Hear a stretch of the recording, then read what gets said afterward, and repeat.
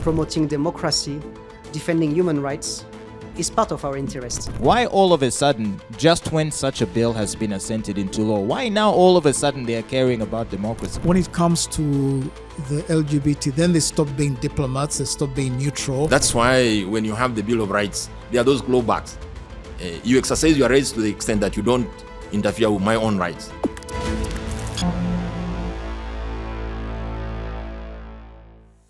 What role do you see for those traditional media, and how can they adapt to the digitalization of the world to remain this actor that provides genuine information to the population?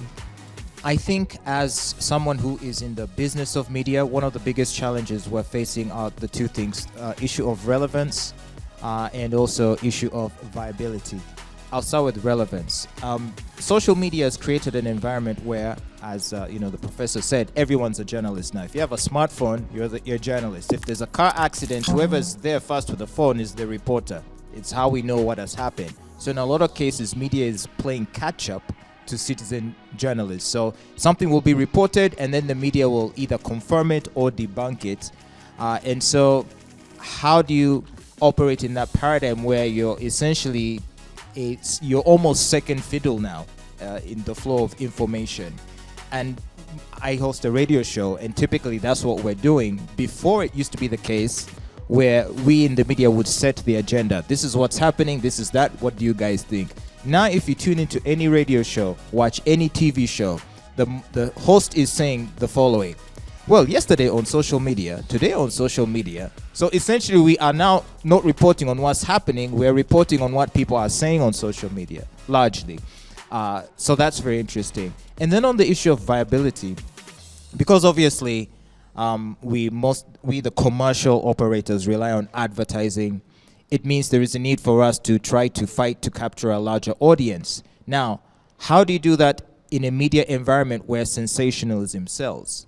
Because if you try to be more objective and clear-headed and calm in your reporting and non-sensationalist, your website isn't going to get clicks. Your TV show is not going to get views. Your radio show is not going to get listeners.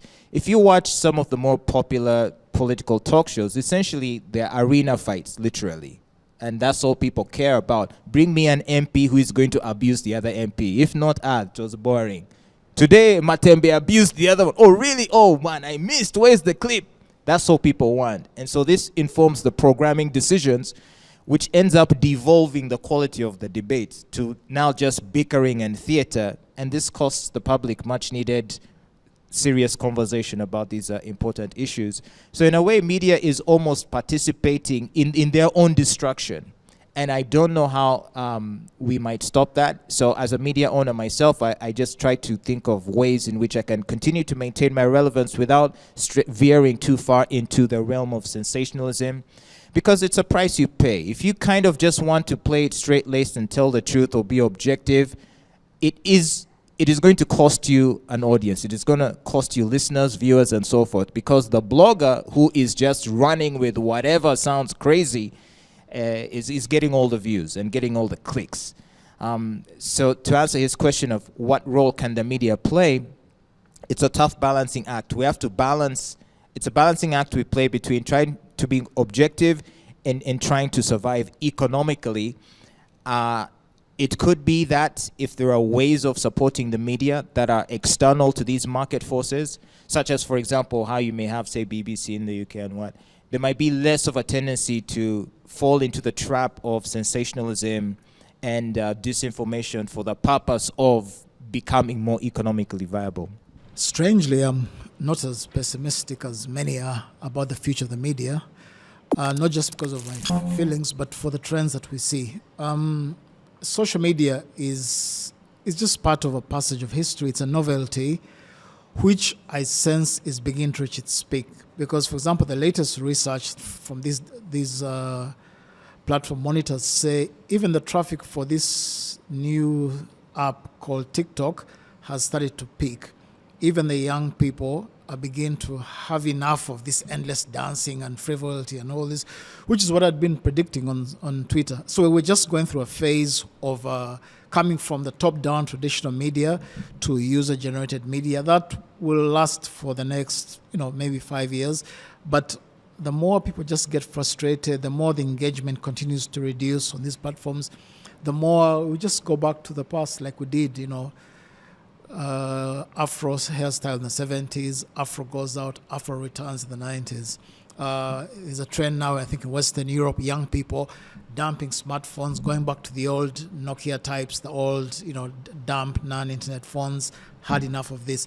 And you can look at the statistics. In Uganda, the number one most visited Ugandan website of any kind, media, universities, is actually the Daily Monitor. For all this talk of the media is in decline, it gets more traffic than even these large sites you'd expect, like the telecom companies, the Airtels, the MTNs, even Makerere University, Uganda Revenue Authority, that has people constantly going on. So, and the second highest in traffic of the media is the New Vision. So once again, when the dust really settles down, when people really need to get serious about information, they actually go to the traditional media. The New York Times now has 10 million paying subscribers. France's Le Monde recently got to 1 million paying subscribers. The Guardian, all these traditional, respectable quality papers are beginning to go beyond just the sensational traffic. They're getting the most important thing of all, paying subscribers.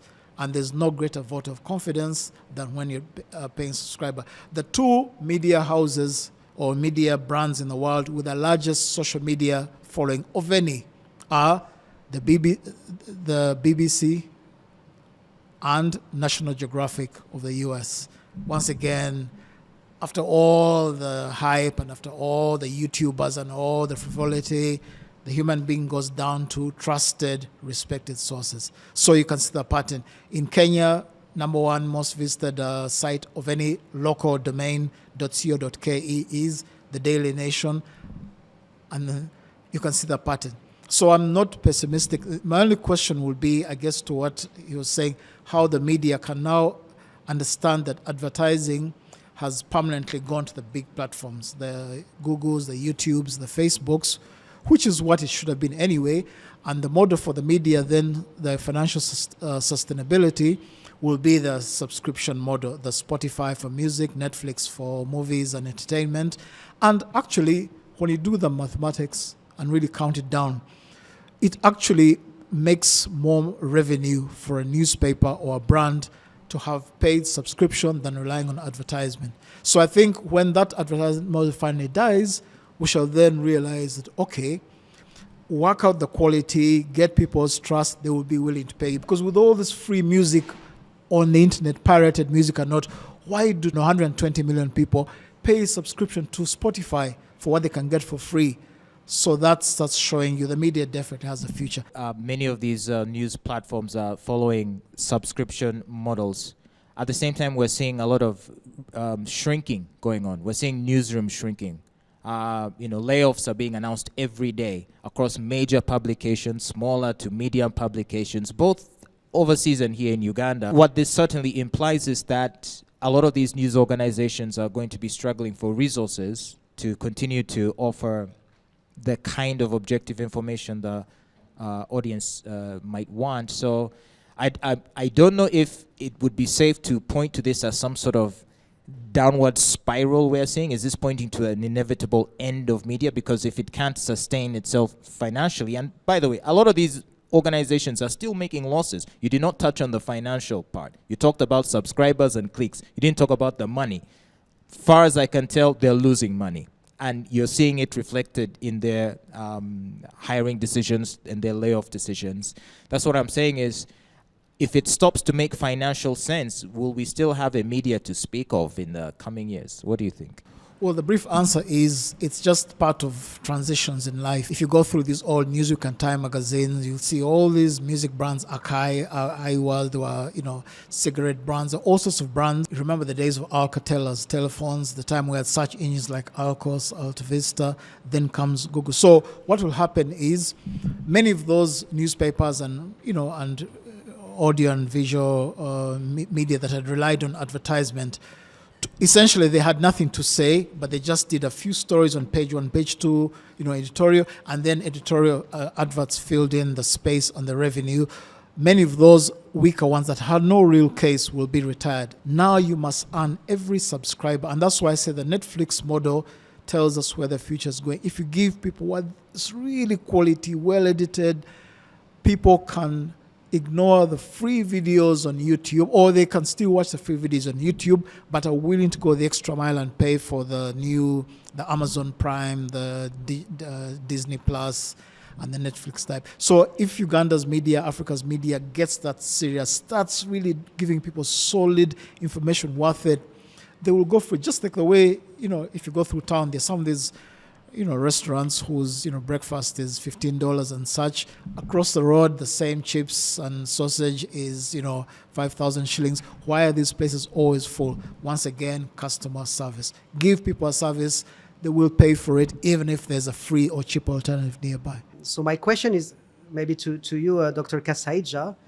You have an experience working in the region with regional organization.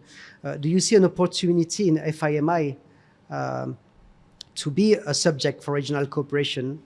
Because, you mentioned rightly, Timothy, the necessity of customer service by media. And that takes resources, that takes critical mass, that national media in a country like Uganda might not be able to reach. So should it be a subject for cooperation between states or between media houses on the continent, and starting by maybe the East African community? And how the EU experience can help the African countries to build this common approach? I think there must be a conversation around how do we share information, how can we, react. You guys in the European Union, I think because of who you are, you've gone ahead, really you've run out, you've run with the ball, as it were. That's why you have had these conferences and reports, and I think I've seen some of your reports. Develop these platforms to fact check, to do all those things. I think it's an example that other organizations can pick.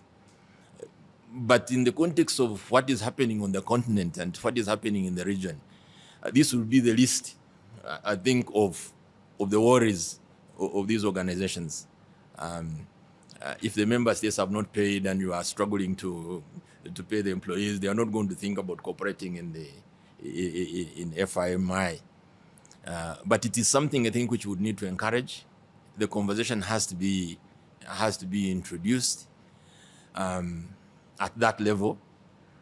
And possibly also we get possibly a protocol, you can get a charter, a protocol, or an arrangement where there is some sort of a reaction, at least at the level of the region. But even the continent, how do we respond to this manipulated information at the continental level? Now, we would love to hear from the audience as well. So if you have a comment or a question, this would be the moment. What are we doing to safeguard the interests, or to actually do the equivalent of checks and balances on the external media, on the foreign manipulation, on the interference that is present and that is being consumed by African audiences? So I think the question of foreign interference in our own country is also creating an issue in the sense that it's really liquidating the illusion of democracy that we have. Because how do we say we are democratic and we are creating laws, yet these laws can be influenced from certain actors that are not in our country? You need resources to sensitize Ugandans, to make sure they know that the leaders you've put in these places are not doing what they're supposed to. If anything, they have made you worse off. And use that information however you want. If it is voting them out, well, at least there are those that we still have power to vote out. If it is protesting, however Ugandans think we are going to show dissatisfaction with our leaders, to do that, to reach the entire country, even if it's just actually to reach the metropolitan here, you need resources. Who is going to give you those resources? It's not the government that you're sensitizing people against, right? So if those the foreign actors that are here can aid in that without them stopping you from doing what you think is important to be done, I am going to take it. Thank you so much, Agatha, and thank you to all our panelists. Really appreciate your time, your expertise. So we're going to close off this session on that note. I've had the pleasure of being your moderator. My name is Fiona Kemigisha, and from us in the studio, have a great day, a great afternoon. Until next time, bye-bye.